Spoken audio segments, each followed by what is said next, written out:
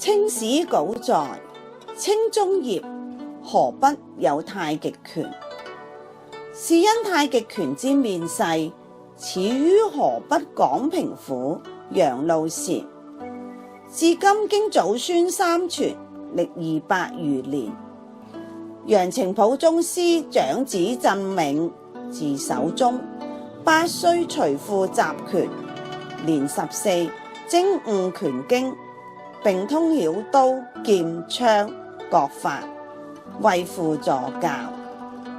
自澄甫公逝世後，守中宗師繼承家業，肩負家庭重任，撫育3位弟弟楊震基、楊震鐸及楊震國。可惜時局急變，抗日戰爭全面展開，守宗師在悲痛中孤身上路，撤退後方。戰後輾轉移居香港，踏足元朗。守宗師直居元朗，授權3年之久，期間人才輩出，葉大德、朱振順、朱景洪更是飛升國際，從而奠定香港楊氏太極拳在國際上嘅地位，為日後嘅發展和盛傳樹立榜樣。在守中宗師離世後，其資深門人馬偉煥、徐濤、羅瓊、馬榮根等，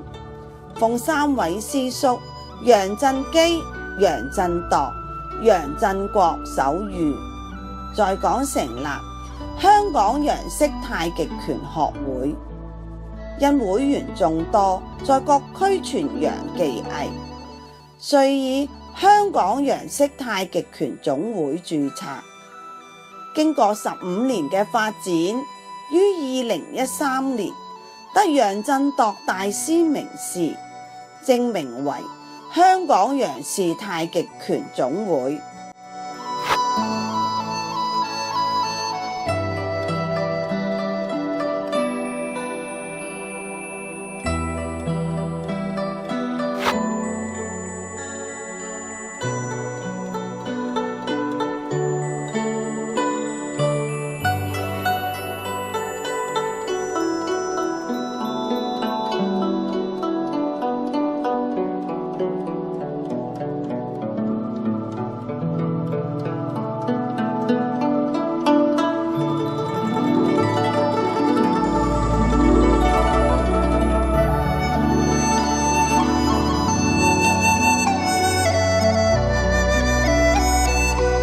3位創會會長：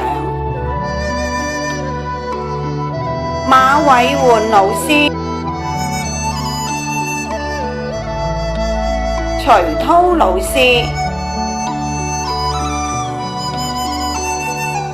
羅瓊老師。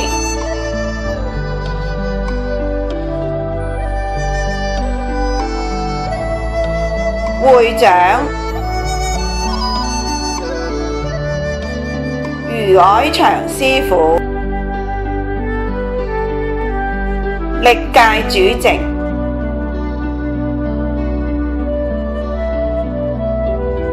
李志超師傅，林周龍師傅，楊榮新師傅，曾英卓師傅。